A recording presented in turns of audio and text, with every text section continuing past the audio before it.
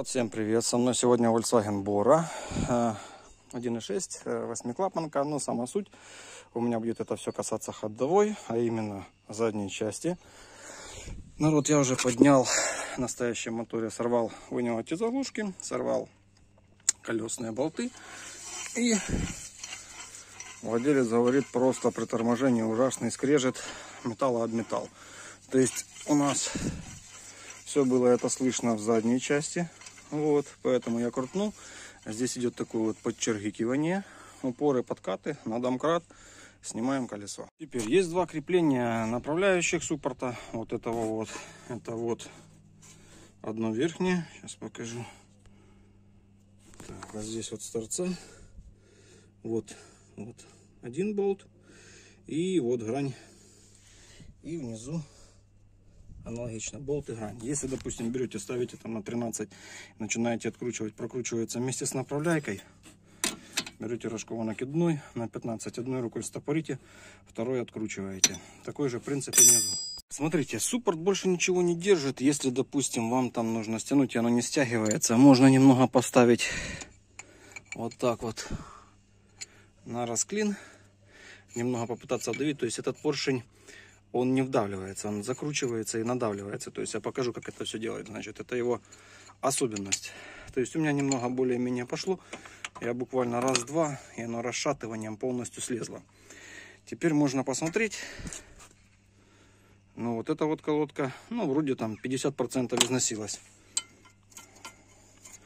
Вторая колодка прям чиргыкала. Тут уже фрикциона вообще нет. То есть металл об металл. Начала седать даже основу. Вот это вот откуда звук. То есть, естественно, идет с той стороны там барабан. Блин, как показать? Вот он полностью приржавел и весь в борозде. То есть нужно сразу проверить. Направляющая верхняя ходит и нижняя ходит.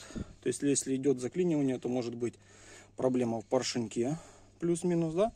И естественно, ну тут, конечно, износ ужасный. То есть если попадает какая-то грязь, пыль, если здесь, ну все четенько, мне нравится. Снутри там живого места нет, то есть такая борозда сплошная.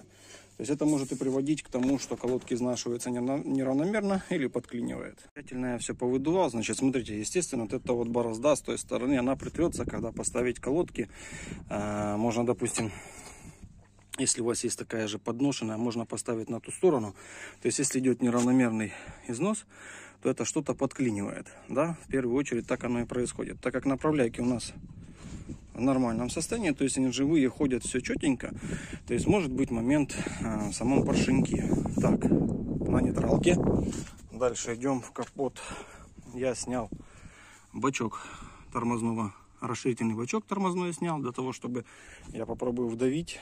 Для замены колодок нужно вдавить поршень по максимуму, то есть чтобы было расстояние, чтобы я их мог поставить.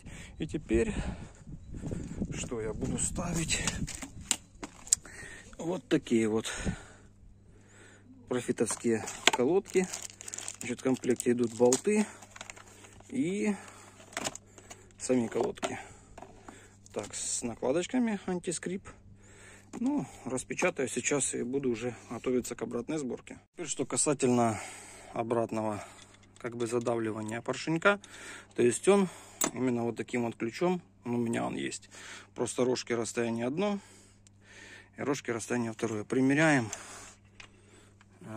Вот те, которые широкие, мне подходят, да.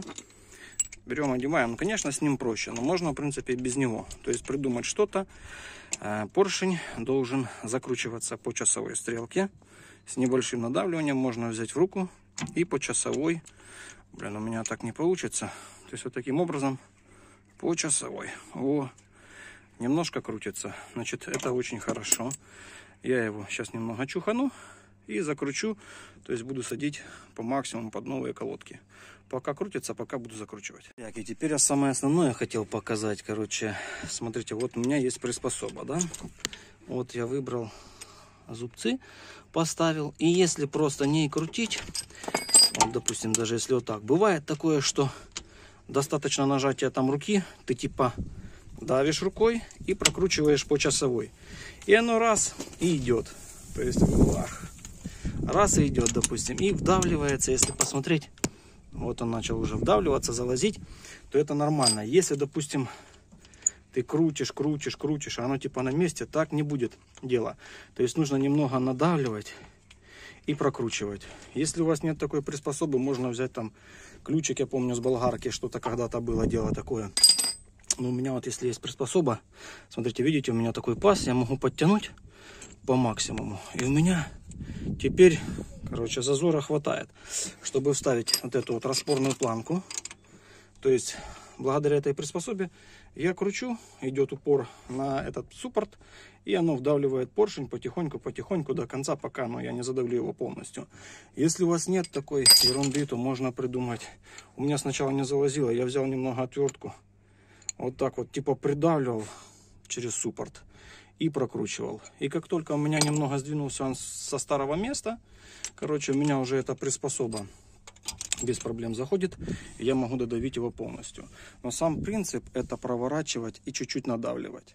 Ну смотрите, поршень я полностью затолкал туда, то есть крайнее положение это когда поршень уже перестает крутиться.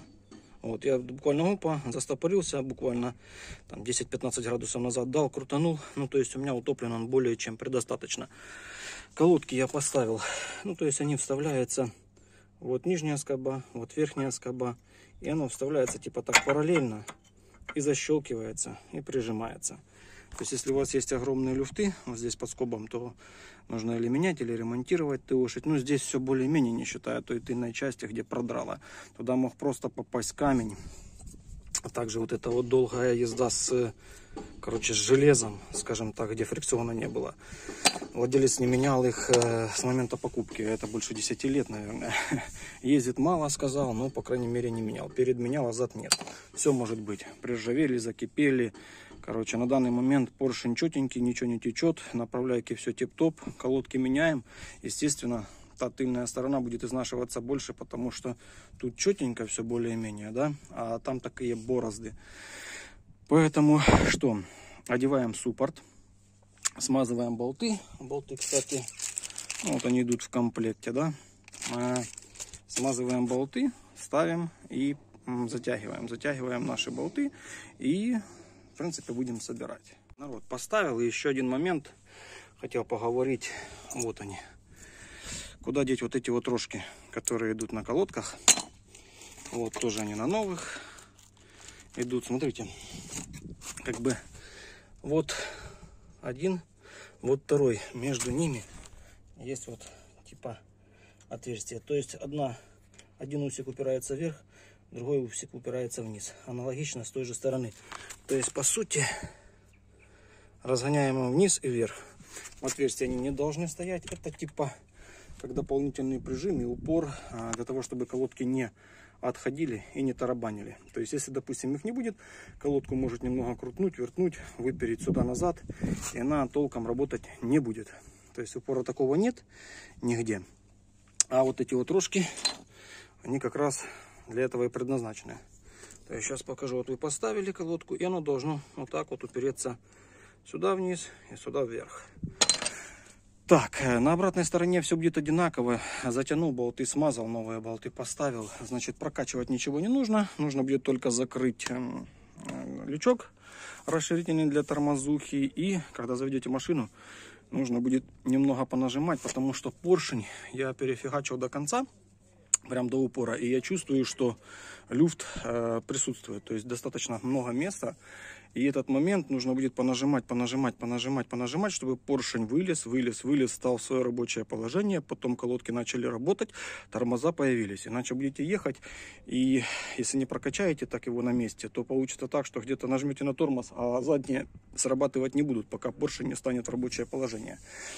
Ну, народ, на этом у меня все. В принципе, на обратной стороне все так же. Кому это было видео интересно, обязательно ставим лайкосики, подписываемся на канал. Всем пока. Подписывайся на мой канал, самое интересное как всегда впереди.